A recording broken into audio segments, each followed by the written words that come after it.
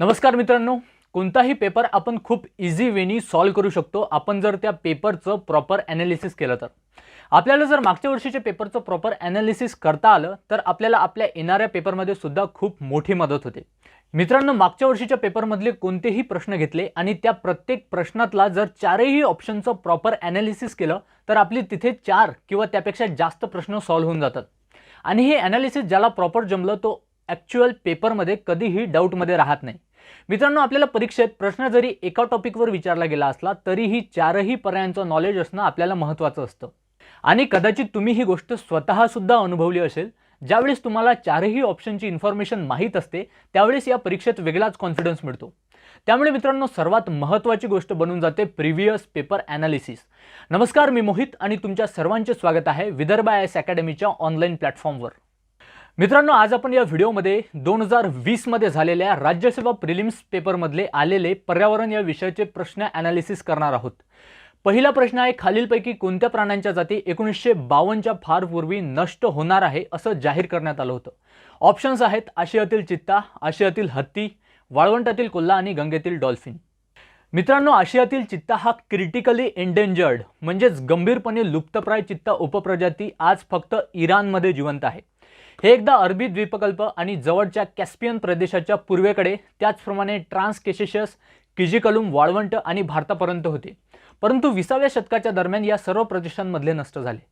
त्यामुळे असं जाहीर करण्यात आलं होतं की 1952च्या फार पूर्वी आशियातील चित्ता या प्राण्याच्या जाती नष्ट होणार आहेत.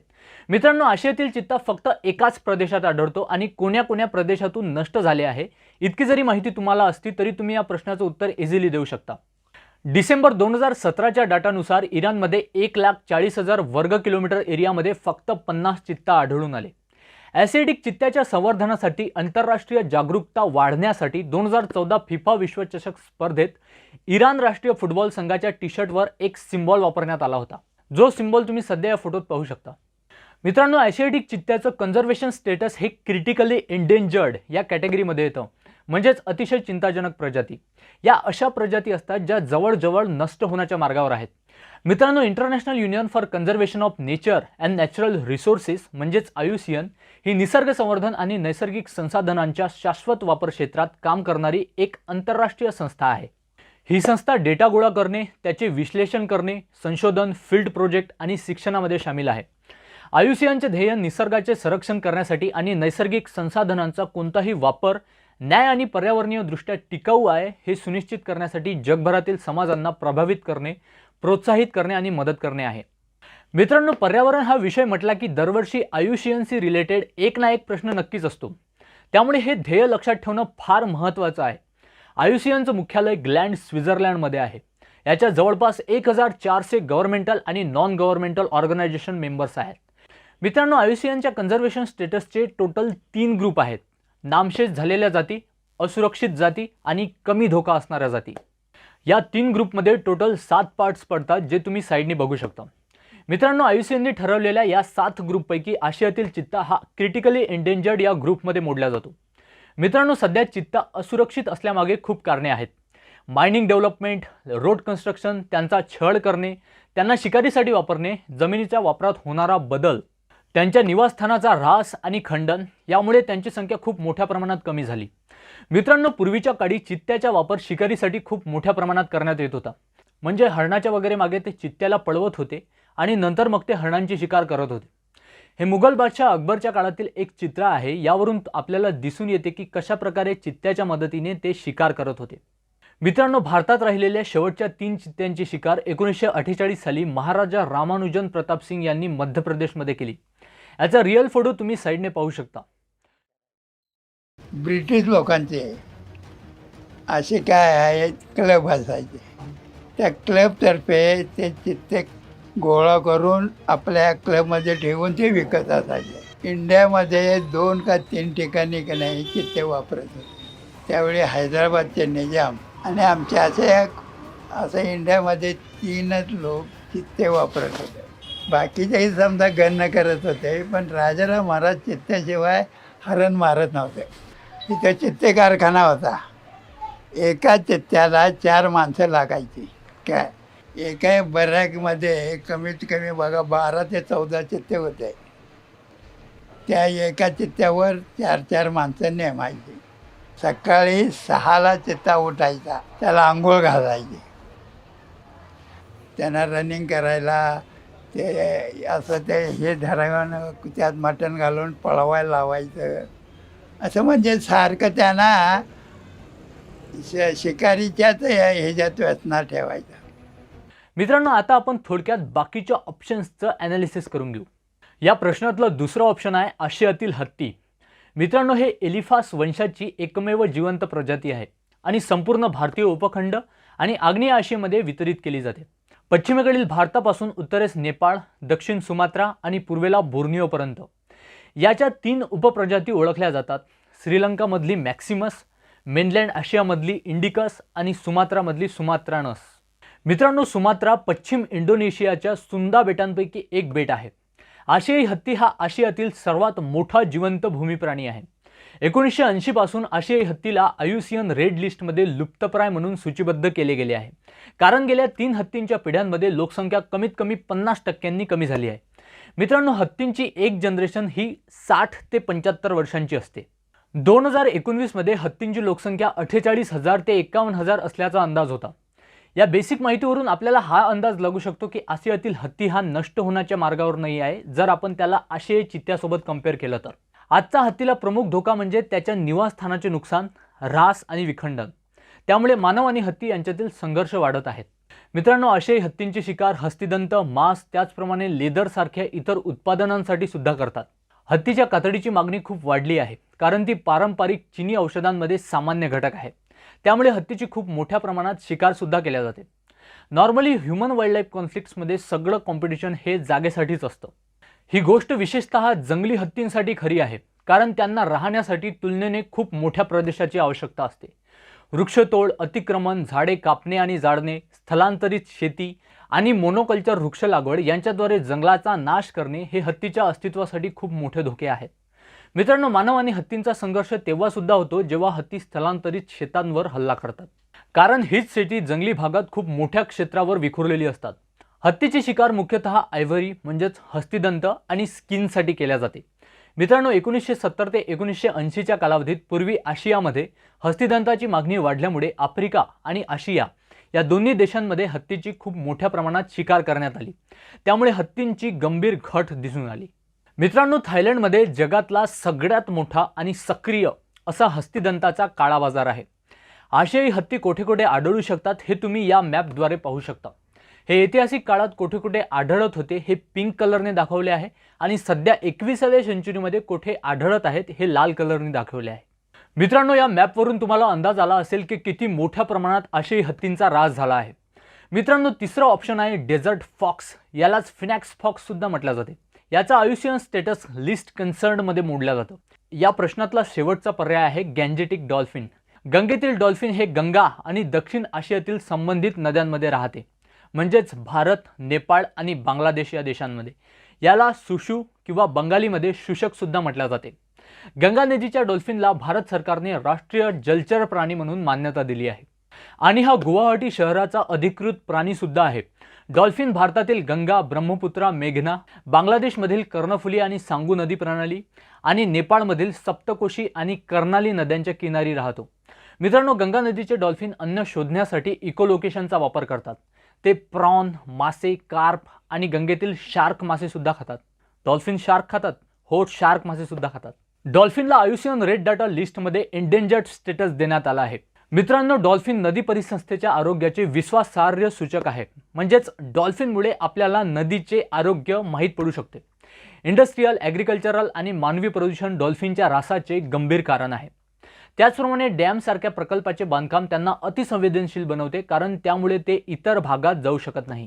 2017च्या पॉप्युलेशन मूल्यांकनाचा अंदाज आहे की डॉल्फिनची संख्या ही 3,500 पेक्षा कमी राहिली आहे सध्या. मित्रांनो, आतापर्यंत डॉल्फिन संवर्धनासाठी मुख्यतः 4 प्रोजेक्ट तयार केलेले दिसतात. Project dolphin. पंतप्रधानांनी स्वातंत्र्य दिनाच्या भाषणात 2020 मध्ये प्रोजेक्ट डॉल्फिन लॉन्च करण्याची घोषणा केली आहे. हा प्रोजेक्ट टायगरच्या धर्तीवर असेल, ज्यामुळे वाघांची संख्या वाढण्यास मदत झाली. डॉल्फिन अभयारण्य. बिहारच्या विक्रमशिलामध्ये गंगेच्या डॉल्फिन अभयारण्याची स्थापना करण्यात आली आहे. Conservation plan. गंगा नदी डॉल्फिन 2010 2020साठी संवर्धन कृती योजना, ज्यात गंगेच्या डॉल्फिनला धोका आणि नदी वाहतुकीवर परिणाम, सिंचन कालवे आणि डॉल्फिन शिकार कमी करणे ओळखले गेले आहे आणि त्यावर काम करण्यात येईल. आणि चौथा प्रोजेक्ट आहे 5 ऑक्टोबर हा राष्ट्रीय गंगा नदी डॉल्फिन दिवस म्हणून साजरा करण्यात येतो, जेणेकरून डॉल्फिन विषयी जागरूकता वाढावी. मित्रांनो, यानंतरचा प्रश्न आहे वसतिस्थान नष्ट होणे खालीलपैकी कोणत्या उपक्रमामुळे होऊ शकते? वसतिस्थान नष्ट होणे म्हणजेच हॅबिटॅट डिस्ट्रक्शन ही अशी प्रक्रिया आहे ज्यामध्ये निसर्ग त्याच्या मूळ प्रजातींना आधार देण्यास असमर्थ असतो. नैसर्गिक संसाधने काढणे, औद्योगिक उत्पादन आणि शहरीकरण यांसारखे उपक्रम हे निवासस्थान नष्ट करण्यासाठी मुख्य कारणे आहेत. पर्यावरणीय घटक सुद्धा अप्रत्यक्षपणे अधिवास नष्ट करण्यास योगदान देऊ शकतात. भूवैज्ञानिक प्रक्रिया, हवामानात झालेला बदल, आक्रमक प्रजातींचा परिचय, पर्यावरणातील पोषणात झालेली घट, पाणी आणि ध्वनी प्रदूषण ही आपण काही उदाहरणे देऊ शकतो. मित्रांनो, या निवासस्थानाचा ऱ्हास दूर करण्यासाठी काही आंतरराष्ट्रीय पातळीवर केलेले धोरणात्मक वचनं आहेत. शाश्वत विकास लक्ष 15 जमिनीवरील जीवन आणि शाश्वत विकास लक्ष 14 पाण्याखालील जीवन.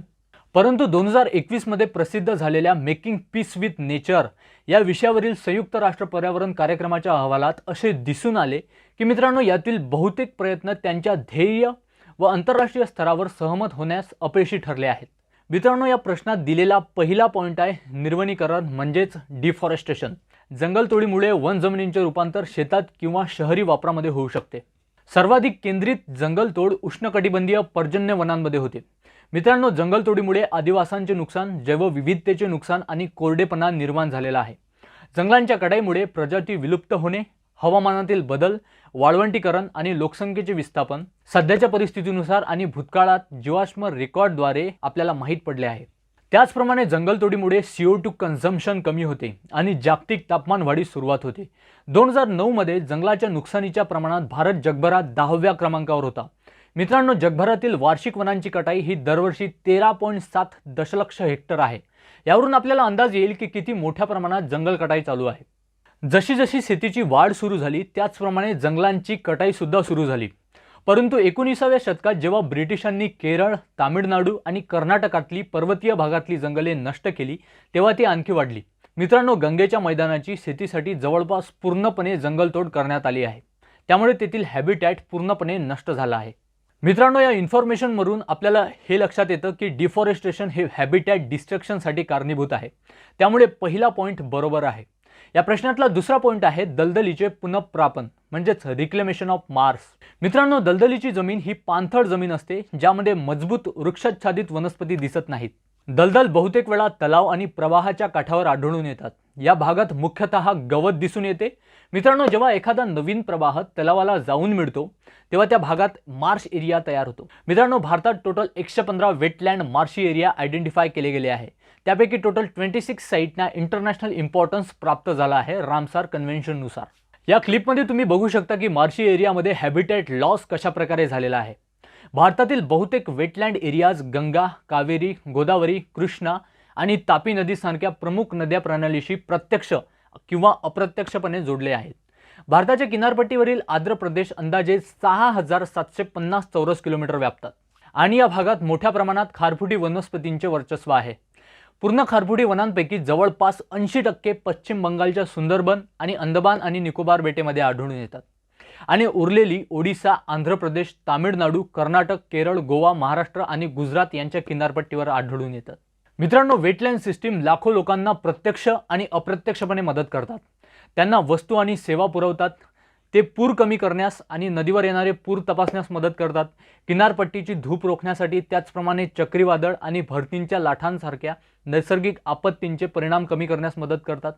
त्याचप्रमाणे ते दीर्घ कालावधीसाठी पाणीसुद्धा साठवतात. वेटलँड एरियाची क्षमता मुसळधार पावसामध्ये अतिरिक्त पुराचे पाणी टिकून ठेवण्याची असते. त्यामुळे पाण्याचा प्रवाह सतत कायम ठेवला जातो. पाण्याची गुणवत्ता टिकून ठेवली जाते आणि शेतीची जैविक उत्पादकता वाढते. मित्रांनो, पावसाचे पाणी साठवण्यासाठी वेटलँड एरिया खूप प्रभावी आहेत. भूजल पातळी रिचार्ज करण्यासाठी मार्शी एरिया प्राथमिक स्रोत आहेत. वेटलँड एरिया नैसर्गिक फिल्टर म्हणून काम करतात. त्याचप्रमाणे सांडपाणी आणि इंडस्ट्रीजमधून निघणारी विषाणू काढण्यास सुद्धा मदत करतात. वेटलँड एरियामध्ये पोषक द्रव्ये खूप मोठ्या प्रमाणात असतात. त्यामुळे मासे, लाईव्हस्टॉक, स्थानिक औषधे, शेती आणि मत्स्यपालन यांसारखे अनेक उद्योग त्या एरियामध्ये होऊ शकतात. दक्षिण द्वीपकल्पातील आंध्र प्रदेश मुख्यतः मानवनिर्मित आहेत आणि ते येरीस म्हणजेच टाक्या म्हणून ओळखले जातात. ते प्रत्येक गावात बांधले जातात आणि विविध मानवी गरजांसाठी पाणी पुरवतात. याशिवाय पक्ष्यांच्या विविध प्रजातींसाठी घरटे, खाद्यपदार्थ आणि प्रजनन स्थळ म्हणून सुद्धा काम करतात. तामिळनाडूमधली पॉइंट कॅलिमेरे, केरळमधली अष्टमुडी, आंध्र प्रदेशातील कोल्लेरू तलाव ही दक्षिण भारतातील काही नैसर्गिक ओल्या भूमीची ठिकाणे आहेत. मित्रांनो, या नंतरचा पॉइंट आहे जमिनीच्या वापरात होणारे बदल. जमीन वापर बदल ही एक अशी प्रक्रिया आहे ज्यामध्ये ह्यूमन ॲक्टिव्हिटीजमुळे नॅचरल लँडस्केप बदलतात. त्यामुळे त्या जमिनीची हॅबिटॅट नष्ट होते. जमिनीच्या वापरात बदल हा सामान्यतः आर्थिक ॲक्टिव्हिटीसाठी केला जातो. या चार्टमध्ये तुम्ही पाहू शकता 1950 ते 2006 पर्यंत नेट सोन एरिया आणि फॉरेस्ट एरियामध्ये थोड्याफार प्रमाणात वाढ झाली आहे. त्याच्या तुलनेत बाकी सर्व एरिया कमी झालेले आहेत. मित्रांनो, भारतीय जमीन वापराच्या पद्धतीत लक्षणीय स्थानिक असे बदल झालेले आहेत. परंतु ज्या भागात हरित क्रांती यशस्वी झाली आहे त्या भागात शेतजमिनीच्या वापरातील बदल खूप मोठे आहेत. 1951-1952 मध्ये नेट सोन एरिया 119.4 दशलक्ष हेक्टर होता, तर 2006-2007 मध्ये 141 दशलक्ष हेक्टरपेक्षा जास्त होता. मित्रांनो, अर्थव्यवस्था जशी जशी वाढत गेली तशाप्रमाणे जमीन वापराच्या पद्धती सुद्धा बदलत गेल्या. याचा परिणाम म्हणजे शेती व्यतिरिक्त इतर गोष्टींसाठी सुद्धा जमीन वापरण्यात आली. शेत जमिनीचा वापर इमारतींच्या उद्देशाने विशेषतः शहरी भागात वाढत्या प्रमाणात केला जात आहे. त्याचप्रमाणे शेतीवरील दबावामुळे कुरणांची जमीन कमी होत आहे. यानंतर मित्रांनो, या प्रश्नातला शेवटचा पॉइंट आहे सबसिस्टन्स ॲग्रिकल्चर म्हणजेच उदरनिर्वाह शेती. उदरनिर्वाह शेती तेव्हा होते जेव्हा शेतकरी फक्त त्याच्या कुटुंबाच्या गरजा पूर्ण करण्यासाठी अन्नपिके घेतात. या शेतीमध्ये फक्त तेवढेच उत्पादन घेतले जाते जेवढ्या उत्पन्नाची फक्त त्या परिवाराला गरज असते. सरप्लस उत्पन्न कधीही पिकवल्या जात नाही. त्यामुळे मित्रांनो, सबसिस्टन्स फार्मिंगमध्ये कधीही प्रॉपर असं वसतिस्थान किंवा हॅबिटॅट राहू शकत नाही. भारतात आजही काही भागात उदरनिर्वाह शेती केली जाते. यामध्ये कुडाळ, कुऱ्हाड यांसारखे प्रिमिटिव्ह इक्विपमेंट्स वापरल्या जातात. या प्रकारची शेती मान्सूनवर अवलंबून असते आणि सर्व फॅमिली मेंबर्स शेतीवरच काम करत असतात. मित्रांनो, ही एक प्रकारची स्लॅश अँड बर्न शेती आहे. शेतकरी जमीन साफ करतात आणि तेथे अन्न पिकवतात. जेव्हा त्या जमिनीची सुपीकता कमी होते तेव्हा शेतकरी एक नवीन पॅच साफ करतात लागवडीसाठी. याप्रमाणे ते जमिनीची सुपीकता नैसर्गिक प्रक्रियेद्वारे भरून काढतात. या जमिनीची उत्पादन क्षमता कमी असते कारण की शेतकरी कोणत्याही प्रकारची खते किंवा आधुनिक तंत्र वापरत नाही. या शेतीला मित्रांनो भारतात वेगवेगळ्या राज्यात वेगवेगळी नावे आहेत. आसाम, मेघालय आणि मिझोरममध्ये या शेतीला झुमिंग कल्टिवेशन म्हणतात. मणिपूरमध्ये पामलू म्हणतात. छत्तीसगड, अंदमान आणि निकोबारमध्ये याला डिपा म्हटल्या जाते. मित्रांनो, या प्रश्नात चारही पॉइंट्स असे दिले आहेत ज्यामुळे हॅबिटॅट डिस्ट्रक्शन होते. त्यामुळे या प्रश्नाचं उत्तर आहे लास्ट. मित्रांनो, या नंतरचा प्रश्न आहे जोडा लावा. या प्रश्नात आपल्याला कोणते नॅशनल पार्क कोणत्या राज्यात आहे हे सांगायचे आहे. या प्रकारचे जे स्टॅटिक क्वेश्चन्स असतात ते तुम्हाला कोणत्या ना कोणत्या ट्रिकनी लक्षात ठेवावे लागतात. नॅशनल पार्क लक्षात ठेवण्याची ट्रिक मी तुम्हाला इथे सांगू शकणार नाही कारण त्यामुळे व्हिडिओची लेंथ खूप वाढून जाईल. जर तुम्हाला नॅशनल पार्कची ट्रिक जाणून घ्यायची असेल तर कमेंटमध्ये कळवा, मी नक्की त्यावर व्हिडिओ बनवेल. मित्रांनो, राष्ट्रीय उद्यान हे एक नैसर्गिक उद्यान असते जे राष्ट्रीय सरकारांनी तयार केलेले आणि संरक्षित केलेले असते. नॅशनल पार्क हे बहुतेकदा नॅचरल, सेमी नॅचरल किंवा विकसित भूमी असते जी कोणत्या एका राज्याच्या मालकीची असते. प्रत्येक राज्याच्या प्रत्येक नॅशनल पार्क्सचे रूल्स आणि रेग्युलेशन्स हे वेगवेगळे असू शकतात, परंतु मूळ उद्दिष्ट तेच राहते की राष्ट्रीय अभिमानाचे प्रतीक म्हणून वन निसर्गाचे संवर्धन करणे. मित्रांनो, अजून एक कन्सेप्ट आहे बायोस्फिअर रिझर्व्ह नावाचा. आपल्याला बायोस्फिअर रिझर्व्ह आणि नॅशनल पार्कमध्ये खूपदा कन्फ्युजन होते. बायोस्फिअर रिझर्व्ह हे युनेस्कोनं दिलेलं एक नाव आहे जे नॅचरल आणि कल्चरल लँडस्केपला रिप्रेझेंट करते. राष्ट्रीय उद्याने ही खूप मोठी क्षेत्रे आहे जी केवळ वन्यजीवांचे संरक्षण करत नाही तर ते संपूर्ण परिसंस्थेचे संरक्षण करतात. आणि बायोस्फिअर रिझर्व्ह हे जैवविविधतेचे संरक्षण करण्यासाठी मोठे क्षेत्र आहे. बायोस्फिअर रिझर्व्ह हा मुख्यतः 3 झोनमध्ये विभागलेला असतो: कोर झोन, बफर झोन आणि ट्रान्झिशन झोन. मित्रांनो, कोर झोनमध्ये आपल्याला जवळपास प्रत्येक प्राण्यांचे वाईल्ड रिलेटिव्ह पाहायला मिळू शकतात. त्याचप्रमाणे महत्त्वाची जेनेटिक इन्फॉर्मेशन सुद्धा आपल्याला या झोनमध्ये मिळू शकते. कोर झोनमध्ये वाईल्डलाईफ प्रोटेक्शन ॲक्ट 1972च्या under national park, wildlife sanctuary, protected आणि रेग्युलेटेड एरिया सुद्धा असू शकतात. त्यामुळे मित्रांनो, या परिसंस्थेला एक्सटर्नल ह्यूमन प्रेशरपासून मुक्त ठेवणे आवश्यक आहे. कोर झोन नंतर बफर झोन लागतो. बफर झोन हा कोर झोनला लागून किंवा त्याच्या सभोवतालचा एरिया असतो. यातल्या ॲक्टिव्हिटीजना अशा प्रकारे मॅनेज केले जाते जेणेकरून कोर झोनमधल्या नैसर्गिक स्थितीच्या संरक्षणात मदत होईल. या एरियामध्ये टुरिझम, फिशिंग आणि ग्रेझिंग यांसारख्या ॲक्टिव्हिटीजवर प्रतिबंध लावण्यात येते. परंतु मित्रांनो, संशोधन आणि शैक्षणिक उपक्रमांना याच झोनमध्ये प्रोत्साहन दिले जाते. ट्रान्झिशन झोन हा बायोस्फिअर रिझर्व्हचा सर्वात बाह्य भाग आहे. हे सहसा मर्यादित केले जात नाही आणि सहकाराचे क्षेत्र आहे, जेथे संवर्धन, ज्ञान आणि व्यवस्थापन कौशल्य लागू केले जातात.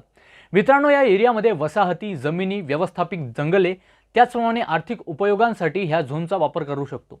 भारतात टोटल 18 बायोस्फिअर रिझर्व्हस आहेत. 1980 पासून भारत सरकारद्वारे बायोस्फिअर रिझर्व्हची अंमलबजावणी केली जात आहे. यामध्ये ईशान्य क्षेत्रातील राज्य आणि 3 हिमालयीन राज्यांचा 19:10च्या प्रमाणात आणि काही देखभाल, सुधारणा आणि विकासासाठी इतर राज्यांचा 16:14 या प्रमाणात आर्थिक मदत दिली जाते.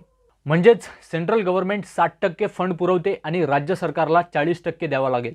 राज्य सरकार हे व्यवस्थापन कृती आराखडा तयार करते, जे केंद्रीय MAB समितीद्वारे मंजूर आणि देखरेख केल्या जाते.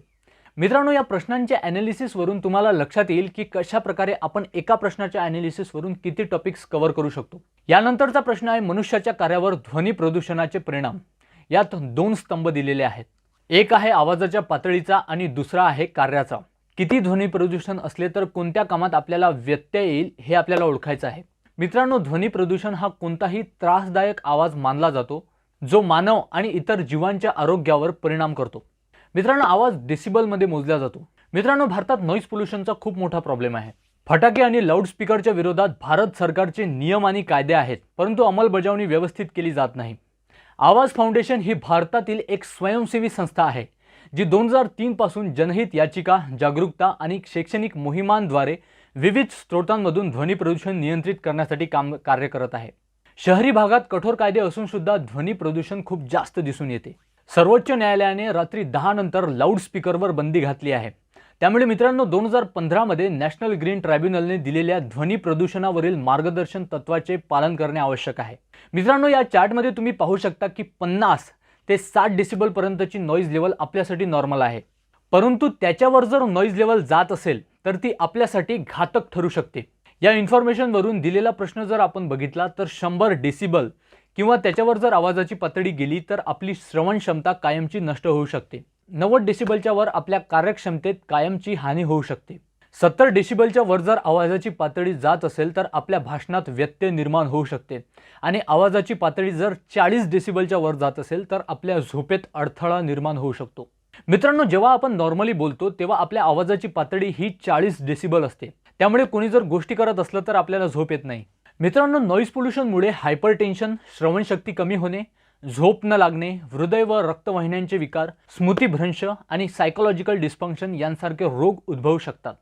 नॉईज पोल्युशन हे मुख्यतः इंडस्ट्रियलायझेशन, सामाजिक कार्यक्रम, ट्रान्सपोर्टेशन आणि कन्स्ट्रक्शन ॲक्टिव्हिटीजमुळे होते. मित्रांनो, सेंट्रल पोल्युशन कंट्रोल बोर्डने भारतातील विविध क्षेत्रांसाठी आवाजाची पातळी निश्चित केली आहे. त्यांनी दिवसा आणि रात्री या दोन्ही वेळेस वेगवेगळ्या आवाजाची पातळी निश्चित केली आहे. या आवाजाच्या पातळीवर प्रश्न विचारला जाण्याची खूप जास्त चान्सेस आहे. इंडस्ट्रियल एरियासाठी दिवसा 75 डेसिबल आणि रात्री 70 डेसिबलची लिमिट घातली आहे. कमर्शियल एरियासाठी दिवसा 65 डेसिबल आणि रात्री 55 डेसिबल लिमिट घातली आहे. आणि रेसिडेन्शियल एरियासाठी दिवसा 55 डेसिबल आणि रात्री 45 डेसिबल लिमिट घातली आहे. मित्रांनो, या व्यतिरिक्त राज्य सरकारांनी सायलेंट झोन घोषित केले आहे, ज्यात शाळा, महाविद्यालय, रुग्णालय आणि न्यायालयाच्या परिसराच्या 100 मीटरच्या आत असलेल्या झोनचा समावेश आहे. या झोनमध्ये परवानगीयोग्य आवाजाची मर्यादा दिवसा 50 डेसिबल आणि रात्री 40 डेसिबल आहे. या सर्व नियमांना कंट्रोल केले जाते noise pollution regulation and control rule 2000 मध्ये. तुम्ही हे इन्फॉर्मेशन जरी लक्षात ठेवली तरी नॉईज पोल्युशनवर येणारे कोणतेही प्रश्न तुम्ही इझिली टॅकल करू शकता. मित्रांनो, या नंतरचा प्रश्न सुद्धा जोड्या लावावर विचारण्यात आला होता. हा खूप सोपा प्रश्न आहे. आपल्याला कोणते प्राणी कशा प्रकारे इकोसिस्टीमला मदत करतात इतकंच सांगायचं होतं. कीटक हे पीक परागकण वाहून नेण्यास मदत करतात. साप शेतीचे उंदरांपासून संरक्षण करतात. बेडूक हा पिकांवर येणाऱ्या कीटकांना खाण्यास मदत करतो आणि गांडूळ जमिनीची सुपीकता वाढवण्यास मदत करते. यामुळे या प्रश्नाचं उत्तर आहे 1. मित्रांनो, परीक्षेत अशा प्रकारे काही प्रश्न विचारले जात असतात जे खूप सोपी असतात. त्यामुळे एकदम घाबरून जाण्याची गरज नाही की परीक्षेत फक्त कठीणच प्रश्न विचारले जात असतात. इथे आपले राज्यसेवा पूर्व परीक्षेचे 2020 मध्ये विचारण्यात आलेले पर्यावरण या विषयाचे प्रश्न पूर्ण ॲनालिसिस करून झालेले आहेत. भेटूया नेक्स्ट व्हिडिओमध्ये नेक्स्ट टॉपिक सोबत. जय हिंद.